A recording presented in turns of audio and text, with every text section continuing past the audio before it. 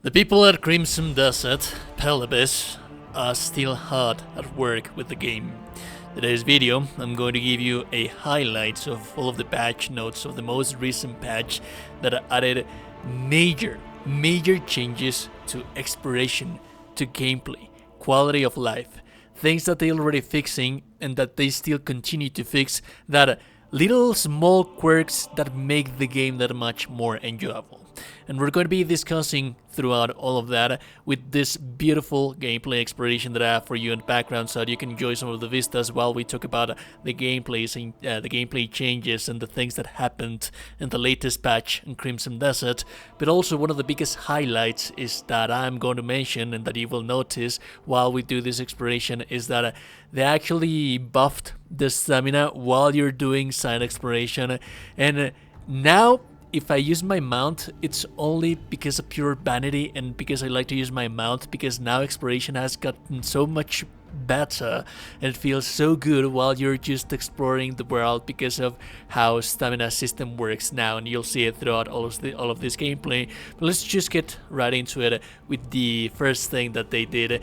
And there's new mounts. 5 new mounts. There's new legendary animals, and then there's new boss fights as well. Like, dude, quite literally, the game just launched and they're already giving us content aside from fixing the little issues that we, the player base, had with the game.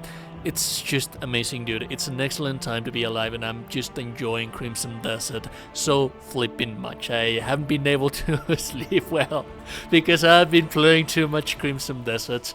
Also, they improved the fast traveling system. I do have to mention that usually the loading times are not really that slow. They're slowed down because of the animation that happens in between loading times, because if you actually travel between one point to the other, it actually is less loading time, loading screen, that you would expect, because it takes away the animation.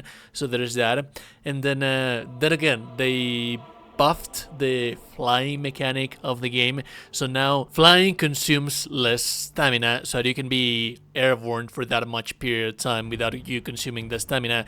And now if you have invested some more points into the stamina, it's going to be so much more valuable to you. But in the early stages of the game where you don't have that much stamina, it should be useful now, not completely useless as it was before, because you could barely advance a little bit while flying. I'm not requesting that you could fly like Superman. Now we can, basically. But it was just less, dude. This is something that has been happening as a trend with Crimson Desert. Like, we players ask, and they give us triple of what we want. And dude, in this regard, I love it. As for gameplay and quality of life things, there's instant creation at alchemy and cooking. Now there's a prompt for you to be able to craft immediately the item that you're looking for. You can still go through the animations if you want to, because they're there at the end of the day. I think that the original purpose for them was like, hey, we made them for you. Take a look at these subtleties. They're here for you, and they're nice at first. But when you're trying to cook the same thing over and over and over and over again, it becomes tiresome, and it's a godsend being able to completely skip the recipe or whatever that you're crafting right in there. And also for inventory management, even though that they had already improved it, giving us personal storage outside from the inventory that you could have on your base character inventory, they added a new button where you can place your things that, like the things that you have stored in your personal storage, to immediately store them without you having to go one by one, all of them at the same time. So if you have materials that have been gathering throughout the world, you just want to go to your storage and save them, every single thing that you have picked up, it's going to be done immediately, automatically. And also something that a lot of people had requested for. I didn't think that, me personally, this was an issue, but you shouldn't, you're not going to be using your keys on every single one door that you find out into the world, and I mean the doors that are closed. Now the game is going to ask you if you want to open that door or not. I know that a lot of people were having issues with this, because sometimes they were just like running and bumping into a door that they didn't want to open, and perhaps they were saving like that one key that they were trying to use in something else, and then now it was accidentally used. So now that should be fixed, and you should be able to select which doors do you want to open with your keys or not.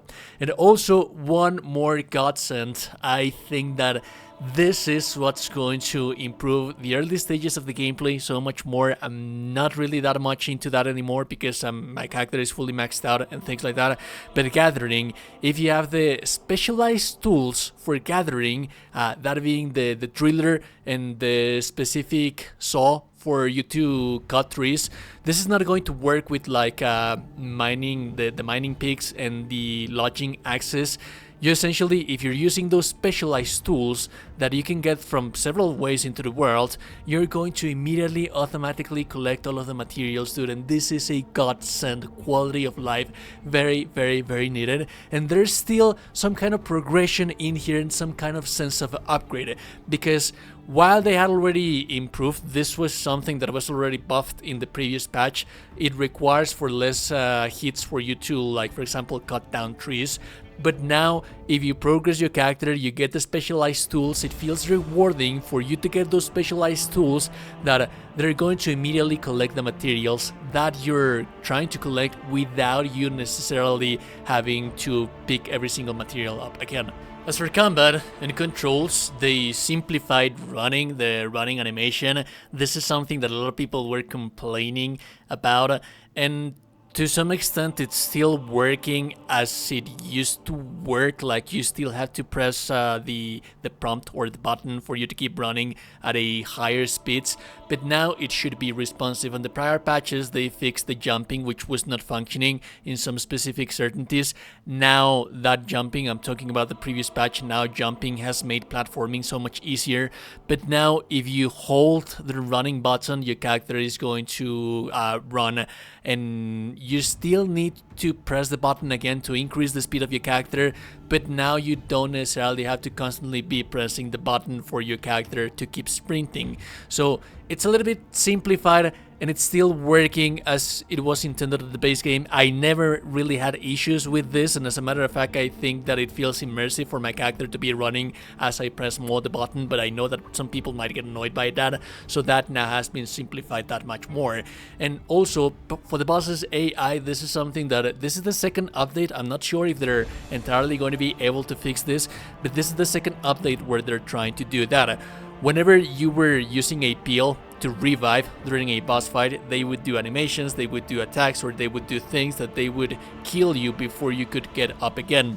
And that was supposed to be fixed on the prior patch. Now they added that again in this patch, and that is a godsend. But let's see if it works now. Now, I don't know to what extent did they fix the puzzles in the Abyss. I never really did puzzles in the Abyss because I think that puzzles in this game are still obnoxious and not fun, at least to my person. They have some kind of like things where there's one very huge difference between being directly guiding your hands with yellow painting and things like that to just completely being unintuitive and unfair and things that you can't expect players to figure out because they're just random crap that you throw out there, dude. Now I've been doing a couple of Abyss, and one thing I can't say if this is something that it was in the past, but now there's like this rays of light or beams of light that actually tell you where to go and how to interact and where to interact, and this to some extent is some kind of yellow painting, but it's difficult for them to manage that. I've been doing a couple of Abyss puzzles and I haven't struggled that much, but I can't really comment that much on this, dude. What I want to highlight again, and this is very, very good news for PlayStation 5 players. I don't know if Xbox players are also going to benefit from this, but they basically added a fixed resolution for 4K on the base PlayStation. And one cool thing about this is that if you select this option, which is going to be deactivated by default, I believe, if you select this option while you are in performance mode, the game is going to automatically use FSR to upscale the picture, and I can tell you that a base PlayStation 5 and Xbox on performance mode, while still looking beautiful, it was very flipping blurry, dude. So if they upscale that and they can still maintain nice framing, people from PlayStation and Xbox, I'll require for you your input in here. How does the game look for you right now? But if it looks as it sounds, dude, that's amazing. Like that's great. Performance mode at 4K upscaled, dude, that's amazing, dude. Anyways, if you like the content, the like and the super appreciate it. And also, there you go, you're just a beautiful person. You're in the go, just a beautiful, beautiful person. Subscribe to the channel, you're in Discord, have a beautiful day, and goodbye.